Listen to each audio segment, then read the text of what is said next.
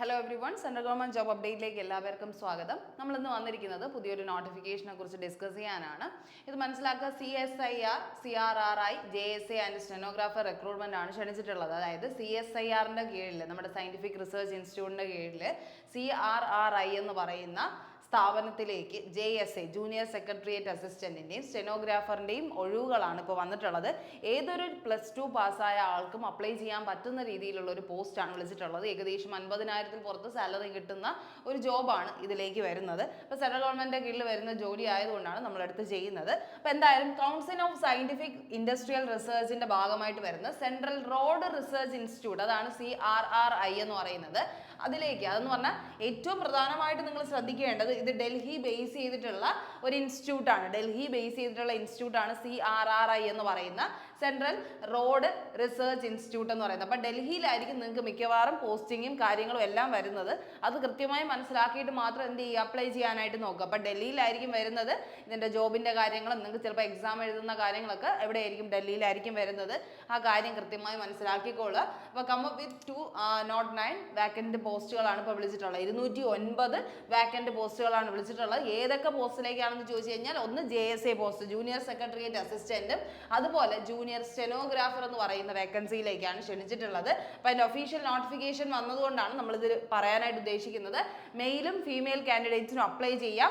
Date start ചെയ്യുന്ന date എന്ന് പറയുന്ന 20-ാം തീയതി നോട്ടിഫിക്കേഷൻ വന്നു. രജിസ്ട്രേഷൻ സ്റ്റാർട്ട് ചെയ്യുന്നത് 22 മാർച്ചിനാണ് കേട്ടോ. അതായത് നാളെ 10 മണി മുതലാണ് ഇതിൻ്റെ രജിസ്ട്രേഷൻ സ്റ്റാർട്ട് ചെയ്യുന്നത്. ലാസ്റ്റ് ഡേറ്റ് ടു അപ്ലൈ എന്ന് പറയുന്നത് 21 ഏപ്രിലാണ്. അപ്പോൾ നിങ്ങൾ കൃത്യമായിട്ട് കാര്യങ്ങളെല്ലാം മനസ്സിലാക്കിയിട്ട് അപ്ലൈ ചെയ്യാൻ പറ്റുന്നവരാണെങ്കിൽ മാത്രം അപ്ലൈ ചെയ്യാനായിട്ട് നോക്കുക. അപ്പോൾ ഡേറ്റ് ഓഫ് റിട്ടേൺ എക്സാമിനേഷൻ ഇപ്പോൾ പറയുന്നത് മെയ് ജൂണിലായിരിക്കും എക്സാമിനേഷൻ വരുന്നത് എന്നുള്ളൊരു കാര്യം എടുത്തു പറയുന്നുണ്ട് കേട്ടോ.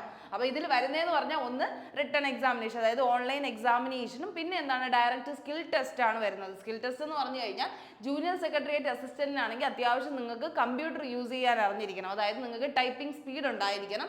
സ്റ്റെനോഗ്രാഫർ ആണെങ്കിൽ സ്റ്റെനോഗ്രാഫറിൻ്റെ ലാംഗ്വേജ് നിങ്ങൾ പഠിച്ചിരിക്കണം എന്നുള്ളൊരു കാര്യം പറയുന്നുണ്ട്. അത് നിങ്ങൾ പതിയെ ആയാലും പഠിച്ചാൽ മതി. അത് പക്ഷേ നിങ്ങൾക്ക് ചെയ്യാൻ പറ്റുന്ന കാര്യമാണ്. ഇപ്പോൾ എന്തായാലും റിട്ടേൺ എക്സാമിനേഷൻ്റെ ഡേറ്റ് പറയുന്നത് മെയ്യിൽ അല്ലെങ്കിൽ ജൂണിലാണെന്നാണ് പറയുന്നത്. പ്രൊഫിഷ്യൻസി കമ്പ്യൂട്ടർ സ്റ്റെനോഗ്രാഫി ടെസ്റ്റും അതിൻ്റെ ഒപ്പം വിളിക്കും എന്നുള്ളൊരു കാര്യം പറയുന്നുണ്ട്. അപ്പോൾ +2 ഒക്കെ കഴിഞ്ഞ് സ്റ്റെനോ ഒക്കെ പഠിച്ചവരാണെങ്കിൽ നിങ്ങൾക്കുള്ളൊരു നല്ലൊരു ചാൻസ് ആണ് ഇതെന്ന് പറയുന്നത് കേട്ടോ. അപ്പോൾ എന്തായാലും ആ ഡേറ്റുകൾ കൃത്യമായി മനസ്സിലാക്കിക്കൊള്ളുക. അപ്പം നമുക്കറിയാം, organisation council of scientific and industrial research ആണ്. അതിൽ CRRI എന്ന് പറഞ്ഞ റിക്രൂട്ട്മെന്റ് ആണ്. ഡൽഹി ബേസ് ചെയ്തിട്ടുള്ള ഒരു ഇൻസ്റ്റിറ്റ്യൂട്ട് ആണ്. 209 വാക്കൻസീസ് ആണ് ക്ഷണിച്ചിട്ടുള്ളത്. പോസ്റ്റുകൾ പറഞ്ഞു, JSA സ്റ്റെനോഗ്രാഫർ പോസ്റ്റ് ആണ്. എഡ്യൂക്കേഷണൽ ക്വാളിഫിക്കേഷൻ വരുന്നത് 12th പാസ് പ്ലസ് ടൈപ്പിംഗ് അല്ലെങ്കിൽ സ്റ്റെനോ അറിഞ്ഞിരിക്കണം. ടൈപ്പിംഗ് അല്ലെങ്കിൽ സ്റ്റെനോ അറിയണം എന്നുള്ളൊരു കാര്യം എടുത്ത് പറയുന്നുണ്ട് കേട്ടോ. ഇനി അടുത്ത സെലക്ഷൻ പ്രോസസ്സ് വരുന്നത് ഓൺലൈൻ എക്സാമും സ്കിൽ ടെസ്റ്റും ആണ്. കാരണം സ്കിൽ എന്ന് പറയുന്നത് ടൈപ്പിംഗ് അല്ലെങ്കിൽ സ്റ്റെനോ അറിയണം എന്നുള്ളൊരു സ്കിൽ ടെസ്റ്റ് ആണ് അവിടെ വരുന്നത് കേട്ടോ. സ്കിൽ ടെസ്റ്റ് ആണ് വരുന്നത്. അപ്പോൾ കൂടുതൽ ഡീറ്റെയിൽസ് എന്തെങ്കിലും അറിയണമെങ്കിൽ ഒഫീഷ്യൽ വെബ്സൈറ്റ് ആയിട്ടുള്ള www.crridom.gov.in എന്ന് പറയുന്ന വെബ്സൈറ്റിൽ കയറി നോക്കിയാൽ മതി കേട്ടോ. എന്തെങ്കിലും കൂടുതൽ ഡീറ്റെയിൽസ് അറിയണം, അപ്ലൈ ചെയ്യുന്ന കാര്യങ്ങളൊക്കെ വരുന്നത് ഈ വെബ്സൈറ്റിലാണ്. ആ വെബ്സൈറ്റ് ഓർമ്മിച്ച് വയ്ക്കുക കേട്ടോ. ഇനി അടുത്ത് നമ്മുടെ പോസ്റ്റുകൾ ഏതൊക്കെയാണ്, ഏതൊക്കെ പോസ്റ്റിലേക്കാണ് എത്ര വാക്കൻസി എന്നുള്ള ഒരു കാര്യം കൃത്യമായി നോക്കിക്കോളുക.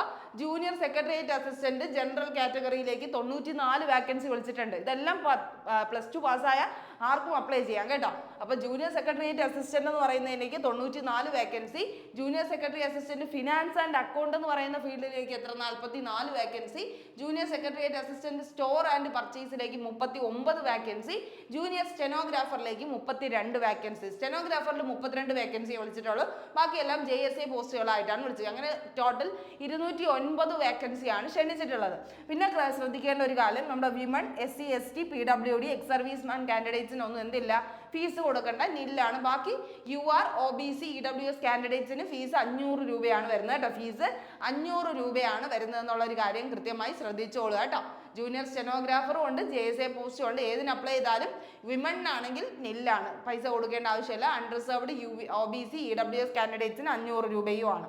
ഇനി അടുത്ത് educational qualification and age limit നിങ്ങൾക്ക് എല്ലാവർക്കും അറിയണമായിരിക്കും. ആർക്കൊക്കെ അപ്ലൈ ചെയ്യാൻ പറ്റണമെന്നുള്ളൊരു എലിജിബിലിറ്റി നോക്കാം. നമുക്ക് വേണ്ടത് എന്താണ്? മിനിമം 10+2 കാര്യം നമുക്ക് ഉണ്ടായിരിക്കണം. ജൂനിയർ സെക്രട്ടേറിയറ്റ് അസിസ്റ്റന്റിന്റെ കാര്യമാണ് ആദ്യം പറയുന്നത്, JSA പോസ്റ്റ്. അതിലേക്കാണ് അപ്ലൈ ചെയ്യുന്നതെങ്കിൽ നിങ്ങൾക്ക് 10+2 ഉണ്ടായിരിക്കണം.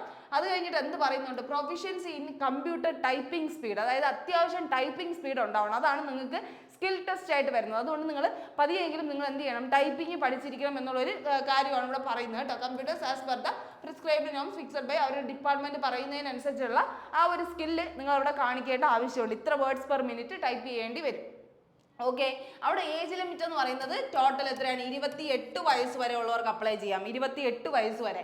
ഇതിന്റെ കൂടെ തന്നെ അഡീഷണൽ 28 വയസ്സ് വരെ ഉള്ളവർക്ക് നോർമൽ കാൻഡിഡേറ്റ്സിനാണ്. ഇനി അടുത്ത് OBCക്ക് ആണെങ്കിൽ അത് എത്രയാവും? 28+3 അങ്ങനെ നമുക്ക് എത്ര വരും? 31 വയസ്സ് വരെ ഉള്ളവർക്ക് അപ്ലൈ ചെയ്യാം എന്നുള്ളൊരു കാര്യം വരും കേട്ടോ. അത് കഴിഞ്ഞ് നമ്മുടെ SC/STക്ക് ആണെങ്കിൽ 5 വർഷത്തിന്റെ റിലാക്സേഷനും കൂടെ വന്ന് എത്ര നമ്മുടെ 33 വയസ്സ് വരെ ഉള്ളവർക്ക് വരെ അപ്ലൈ ചെയ്യാൻ പറ്റുന്ന ഒരു രീതി വരും കേട്ടോ. ഇനി അടുത്ത് നമ്മുടെ വിഡോ കാൻഡിഡേറ്റ്സ് അല്ലെങ്കിൽ മാരീഡ് ആയിട്ട് അങ്ങനെ ആയ കാൻഡിഡേറ്റ്സ്, ഡൈവോഴ്സ്ഡ് ആയ കാൻഡിഡേറ്റ്സോ അങ്ങനെ എന്തെങ്കിലും ഉണ്ടെങ്കിൽ നിങ്ങൾക്ക് എന്ത് ചെയ്യാം? 35 വയസ്സ് വരെ അപ്ലൈ ചെയ്യാം എന്നുള്ളൊരു കാര്യം എടുത്ത് പറയുന്നുണ്ട് കേട്ടോ. 35 ഇയേഴ്സ് വരെ ഉള്ളവർക്ക് അപ്ലൈ ചെയ്യാം. ഇതാണ്, അതായത് നിങ്ങൾ ശ്രദ്ധിക്കേണ്ടത് ഏജ് ലിമിറ്റ് നോർമൽ ലിമിറ്റ് 28 ആണ്. SC/STക്ക് എത്ര ഉണ്ട്? 5 വർഷത്തിന്റെ റിലാക്സേഷൻ ഉണ്ട്. OBCക്ക് ആണെങ്കിൽ 3 വർഷത്തിന്റെ റിലാക്സേഷൻ ഉണ്ട്. എക്സ് സർവീസ് മാനും ഒരു 3 വർഷത്തിന്റെ റിലാക്സേഷൻ പറയുന്നുണ്ട്. പിന്നെ നമ്മുടെ PWD കാൻഡിഡേറ്റ്സിന്, ഡിസബിലിറ്റി കാൻഡിഡേറ്റ്സിന് 10 വർഷത്തിന്റെ പറയുന്നുണ്ട്. വിഡോ നമ്മുടെ ഡൈവോഴ്സ്ഡ് കാൻഡിഡേറ്റ്സിനൊക്കെ എത്രയാണ്? 35 വയസ്സ് വരെ എന്നുള്ള ഒരു ലിമിറ്റേഷൻ പറയുന്നുണ്ട് കേട്ടോ. അതൊന്ന് ശ്രദ്ധിച്ചോളുക. ഇനി അടുത്ത് ജൂനിയർ സ്റ്റെനോഗ്രാഫർ ആണെങ്കിൽ നിങ്ങൾ ശ്രദ്ധിക്കേണ്ടത് 10+2 പ്ലസ് എന്താണ്? പ്രൊഫിഷ്യൻസി ഇൻ സ്റ്റെനോഗ്രാഫർ ആണ്. സ്റ്റെനോഗ്രാഫി അറിഞ്ഞിരിക്കണം, നിങ്ങൾക്ക് ലാംഗ്വേജ് അറിഞ്ഞിരിക്കണം, സ്റ്റെനോയുടെ ലാംഗ്വേജ് അറിയണം എന്നുള്ളൊരു കാര്യം പറയുന്നുണ്ട്. അവിടെ 27 വയസ്സാണ് കേട്ടോ ക്രൈറ്റീരിയ. അവിടെ എത്രയാണ്? 27 വയസ്സാണ് ക്രൈറ്റീരിയ ആയിട്ട് വരുന്നത്. 27 ആണ് മാക്സിമം ലിമിറ്റ്. പ്ലസ് എന്താണ്? ഈ പറയുന്ന സ്റ്റാൻഡേർഡും കൂടെ അതിൽ ആഡപ്പ് ആയിട്ട് വരും. ഓക്കെ, അപ്പോൾ റിലാക്സേഷൻ ഒക്കെ ഉണ്ട്. 28 27 ആണ് അതിൻ്റെ ഡിഫറൻസ് ഒന്ന് മാത്രം. ഓക്കെ, ഇനി അടുത്ത് എക്സാം പാറ്റേൺ. എങ്ങനെയാണ് എക്സാം കണ്ടക്ട് ചെയ്യുന്നതെന്ന് ചോദിച്ചു കഴിഞ്ഞാൽ നമുക്ക് വരുന്നത് ഫസ്റ്റ് എന്താണ്? ജൂനിയർ സെക്രട്ടേറിയറ്റ് അസിസ്റ്റന്റിനാണ് നിങ്ങൾ എഴുതുന്നതെങ്കിൽ, ജൂനിയർ സെക്രട്ടേറിയറ്റ് അസിസ്റ്റന്റിനാണെങ്കിൽ നിങ്ങൾക്ക് 2 പേപ്പർ ഉണ്ട്. പേപ്പർ 1 എന്നും പേപ്പർ 2 എന്ന് പറയുന്ന 2 പേപ്പേഴ്സ് ഉണ്ട്. അതിലെത്രയാണ്? പേപ്പർ 1 എന്ന് പറയുന്നത് ശരിക്കും ക്വാളിഫയിങ് നേച്ചർ ആണ്. ക്വാളിഫയിങ് പേപ്പർ 1 എന്ന് പറയുന്നത് ക്വാളിഫയിങ് ആണ്. ക്വാളിഫയിങ് എന്ന് പറഞ്ഞാൽ ഇതിൽ ഇത്ര മാർക്ക് കിട്ടിയാൽ മതി. ശരിക്കും 100 ക്വസ്റ്റ്യൻ 200 മാർക്കിനാണ് ചോദിക്കുന്നത് കേട്ടോ. അതെന്താണ്? മെന്റൽ എബിലിറ്റി ടെസ്റ്റ് ആണ്. നിങ്ങളുടെ മെന്റലി നിങ്ങൾ എത്രത്തോളം എന്താണ് ക്രിട്ടിക്കൽ തിങ്കിങ്ങും ഡിസിഷൻ മേക്കിങ്ങിലും ഒക്കെ എത്രത്തോളം മുന്നോട്ടാണെന്നുള്ളൊരു കാര്യം അറിയുന്നതാണ്. മെന്റൽ എബിലിറ്റി ടെസ്റ്റിൽ 100 ക്വസ്റ്റ്യൻസ് 200 മാർക്സിനാണ് ചോദിക്കുന്നത്. There will be no negative marks in this paper. ഇതിനെന്തില്ല? നെഗറ്റീവ് ഇല്ല. അതുകൊണ്ട് തന്നെ അതിന് ഇത്രയും ക്വാളിഫയിങ് എന്ന് പറഞ്ഞൊരു മാർക്ക് അവർ സെറ്റ് ചെയ്ത് വെക്കും. അത് കഴിഞ്ഞാൽ മാത്രമേ നിങ്ങളുടെ രണ്ടാമത്തെ പേപ്പർ അവർ എന്ത് ചെയ്യത്തുള്ളൂ? ഇവാലുവേറ്റ് ചെയ്യുള്ളൂ. പക്ഷെ നിങ്ങളുടെ മാർക്ക് ഡിസൈഡ് ചെയ്യുന്ന ഏതിലാണ്? നിങ്ങളുടെ രണ്ടാമത്തെ പേപ്പറിലാണ്. പക്ഷെ ഇത് ക്വാളിഫൈ ആയാൽ ചെയ്താൽ മാത്രമേ അവർ രണ്ടാമത്തെ പേപ്പർ നോക്കുകയുള്ളൂ എന്നുള്ളൊരു കണ്ടീഷനുണ്ട്. അപ്പോൾ എന്താണ് പേപ്പർ 2 വരുന്നത്? നിങ്ങൾ പഠിക്കേണ്ടത് എന്താണ്? ജനറൽ അവയർനെസ്, GKയും ഇംഗ്ലീഷുമാണ്. ജനറൽ അവയർനെസ്സും ഇംഗ്ലീഷുമാണ്. നമ്പർ ഓഫ് ക്വസ്റ്റ്യൻസ് 50 വീതം. ഇതെത്രയാണ്? 100 ക്വസ്റ്റ്യൻസ് ആണ് അവിടെ വരുന്നത് കേട്ടോ. അങ്ങനെ 150 മാർക്ക് വെച്ചിട്ടാണ്, 3 മാർക്ക് വെച്ചിട്ടാണ് കൂട്ടുന്നത്. നെഗറ്റീവിന് എത്രയാണ്? 1 മാർക്കാണ് നെഗറ്റീവ് വരുന്നത് കേട്ടോ. 1 നെഗറ്റീവ് മാർക്കാണ് റോങ് ആൻസറിന് വരുന്നതെന്നുള്ളൊരു കാര്യം ശ്രദ്ധിക്കുക. അപ്പോൾ ഇംഗ്ലീഷും GK ആണ് നിങ്ങൾ പഠിക്കേണ്ടതായിട്ടുള്ള പേപ്പർ ജൂനിയർ സെക്രട്ടേറിയറ്റ് അസിസ്റ്റന്റിന്.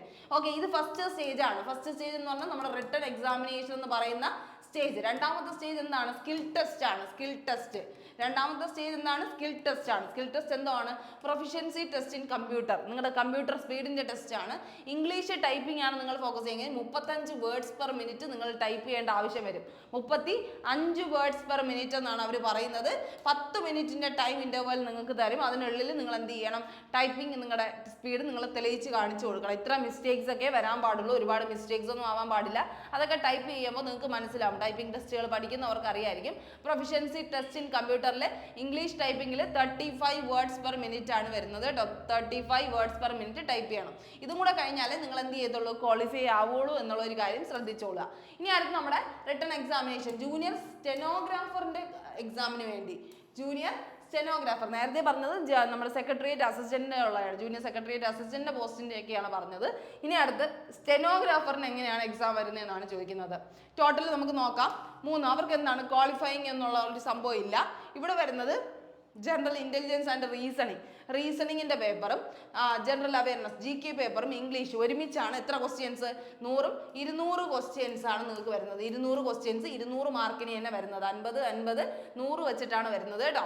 അപ്പോൾ 200 ക്വസ്റ്റ്യൻസ് 200 മാർക്കിന് നിങ്ങൾക്ക് അവിടെ നെഗറ്റീവ് വരുന്നത് 0.25 ആണ്. അതായത് 4 ക്വസ്റ്റ്യൻ തെറ്റിയാൽ 1 മാർക്ക് പോകും എന്നുള്ള രീതിയിലുള്ള മാർക്കിംഗ് സ്കീമാണ് വരുന്നത്. 1 മാർക്കല്ലേ എല്ലാത്തിനും ഇൻറ്റു 1 ആണ്. അതുകൊണ്ട് തന്നെ 200 ക്വസ്റ്റ്യൻസ് 200 മാർക്കിനായതുകൊണ്ട് 0.25 ആണ് നിങ്ങൾക്ക് അവിടെ ഡിഡക്ഷൻ വരുന്നത് കേട്ടോ. അപ്പോൾ അങ്ങനെയാണ് നിങ്ങൾ മനസ്സിലാക്കേണ്ടത്. 2 hour 40 minutes എന്ന് പറയുന്ന ഒരു ടൈം സ്ക്രൈബ് ഉള്ളവർക്ക് കൊടുക്കും, അല്ലാത്തവർക്കൊക്കെ 2 മണിക്കൂറാണ്. 200 ക്വസ്റ്റ്യന് 2 മണിക്കൂറാണ് കൊടുത്തിരിക്കുന്നത് കേട്ടോ. അതാണ് ജൂനിയർ സ്റ്റെനോഗ്രാഫറിന്റെ ഫസ്റ്റ് സ്റ്റേജ് റിട്ടൺ എക്സാമിനേഷൻ. ഇത് ക്വാളിഫൈ ആയാൽ നിങ്ങൾ എന്ത് ചെയ്യും? നിങ്ങൾ ഡയറക്റ്റ് അടുത്ത സ്റ്റേജിലേക്ക് പോകും. പ്രൊഫഷൻസി ടെസ്റ്റിന് എന്താണ് സ്റ്റെനോഗ്രാഫർ സ്കിൽ ടെസ്റ്റിലേക്ക് കടക്കുകയാണ്. അതിനെന്താണ് ഇവിടെ പറയുന്നത്? Candidate will be given 1 dictation for 10 minute. 10 മിനിറ്റിൽ ഒരു ഡിക്റ്റേഷൻ കൊടുക്കും. സ്റ്റെനോഗ്രാഫർ ലാംഗ്വേജിൽ നിങ്ങൾ എഴുതാൻ പറയും, ഒരു പാരഗ്രാഫ് തന്നിട്ട് അത് ചെയ്യുകയാണ് ചെയ്യുന്നത്. 10 മിനിറ്റ് ടൈമിൽ സ്പീഡ് ഓഫ് 80 വേർഡ്സ് പെർ മിനിറ്റിൽ നിങ്ങൾ ചെയ്യാനായിട്ട് പറയും കേട്ടോ. അത് കഴിഞ്ഞിട്ട് നിങ്ങൾക്ക് എന്താണ്? ലാംഗ്വേജ് സ്കിൽ ടെസ്റ്റ് ആണ്. അതായത് ട്രാൻസ്ക്രിപ്ഷൻ നിങ്ങളുടെ കമ്പ്യൂട്ടറിൽ ടൈപ്പ് ചെയ്യാൻ പറയും. അതിന് എത്രയാണ്? ഈ പറയുന്ന ടൈം ഡ്യൂറേഷൻ 50 മിനിറ്റ് ആണ്. ഏതിന് പറയുന്നത്? ഇംഗ്ലീഷിന് പറയുന്നത് കേട്ടോ. ഒരു പാരഗ്രാഫ് ഇങ്ങനെ എന്ത് ചെയ്യാം? ട്രാൻസ്ക്രിപ്ഷൻ ചെയ്യാനായിട്ട് പറയും. അപ്പോൾ അങ്ങനെയാണ് നമ്മുടെ ഇത്രയും കാര്യങ്ങൾ വരുന്നത് കേട്ടോ. അപ്പോൾ സ്കിൽ ടെസ്റ്റ് ഉണ്ട് എന്നുള്ളൊരു കാര്യം മനസ്സിലാക്കുക. +2 ക്വാളിഫിക്കേഷൻ ആണെങ്കിൽ അവിടെ സ്കിൽ ടെസ്റ്റിൻ്റെ ഒരു കണ്ടന്റ് വരുന്നുണ്ടെന്ന് മനസ്സിലാക്കിക്കോളുക. അപ്പോൾ ഇവിടെ നോക്കുക, സ്റ്റെനോഗ്രാഫറിൻ്റെ സാലറി നോക്കിക്കഴിഞ്ഞു കഴിഞ്ഞാൽ നമ്മുടെ സെക്രട്ടേറിയറ്റ് അസിസ്റ്റന്റ് പേ ലെവൽ 2 ആണ്. അതായത് നിങ്ങൾക്ക് വരുന്നത് ഏകദേശം 19,000 നിന്ന് സ്റ്റാർട്ട് ചെയ്ത് 63,000 വരെ കിട്ടുന്ന ഒരു സാലറി പാക്കേജ് ആണ്. 20,000 20K to 63K വരെ കിട്ടുന്ന ഒരു സാലറി പാക്കേജ് ആണ് അതിനകത്ത് വരുന്നത്. സ്റ്റെനോഗ്രാഫർ ആണെങ്കിൽ പേ ലെവൽ 4 ആണ്. ഏകദേശം 25,500 തൊട്ട് 25K തൊട്ട് 81K വരെ കിട്ടുന്ന സാലറി പാക്കേജ് ആണ് അതിനകത്ത് വരുന്നത് കേട്ടോ. എക്സാമിനേഷൻ സെന്ററും നിങ്ങളുടെ ജോബ് പോസ്റ്റിംഗും ഒക്കെ വരുന്നത് ഡൽഹി ബേസ് ചെയ്തിട്ടായിരിക്കും. അപ്പോൾ ഡൽഹിയിൽ പോയി വർക്ക് ചെയ്യാൻ താല്പര്യമുള്ളവരാണെങ്കിൽ ഉറപ്പായിട്ടും അപ്ലൈ ചെയ്യാൻ നോക്കുക. അപ്പോൾ നമ്മുടെ അത്യാവശ്യമാണെങ്കിൽ നമ്മൾ എന്ത് ചെയ്യുക? ഇതിലേക്ക് അപ്ലൈ ചെയ്ത് ഒരു ജോലി നല്ലതായിട്ട് സ്വന്തമാക്കാൻ ശ്രമിക്കുക. ഇവിടെ എന്താണ്? സ്റ്റെനോഗ്രാഫറും നമ്മുടെ കമ്പ്യൂട്ടർ ടൈപ്പിംഗ് സ്പീഡും ഒക്കെയാണ് ചെക്ക് ചെയ്യുന്നത്. അതിന് വേണ്ടിയിട്ടുള്ള പഠനം കൂടെ നിങ്ങൾ കൊണ്ടുപോയാൽ മാത്രമേ നിങ്ങൾക്ക് ഈ ഒരു സ്കിൽ ടെസ്റ്റ് പാസ്സാവാൻ പറ്റുള്ളൂ. അപ്പോൾ അതും കൂടെ നിങ്ങൾ പഠിക്കാൻ തയ്യാറാണെങ്കിൽ ഉറപ്പായിട്ടും ഈ ഒരു എക്സാമിന് വേണ്ടിയിട്ട് അപ്ലൈ ചെയ്യാനായിട്ട് നോക്കുക. അപ്പോൾ ഇത്രയാണ് നമുക്ക് പറയാനുള്ളത്. കൂടുതൽ എന്തെങ്കിലും ഡീറ്റെയിൽസ് അറിയണമെങ്കിൽ നമ്മൾ എന്ത് ചെയ്യാം? ഇത് ടെലഗ്രാം ചാനലിൽ ഇതിൻ്റെ PDF അപ്ലോഡ് ചെയ്തിരിക്കാം. അതിൽ കയറി എന്ത് ചെയ്യുക? ഒന്ന് ചെക്ക് ചെയ്ത് നോക്കുക. അപ്പോൾ ഓൾ ദ ബെസ്റ്റ്. നന്നായിട്ട് തന്നെ പഠിച്ച് മുന്നോട്ട് പോവുക. നല്ലൊരു ജോലി സ്വന്തമാക്കാനുള്ള എല്ലാ കാര്യങ്ങളും നിങ്ങളുടെ ഭാഗത്തുനിന്ന് ഉണ്ടാവട്ടെ. അപ്പോൾ എല്ലാവർക്കും നല്ലൊരു ദിവസം ആശംസിക്കുന്നു. താങ്ക്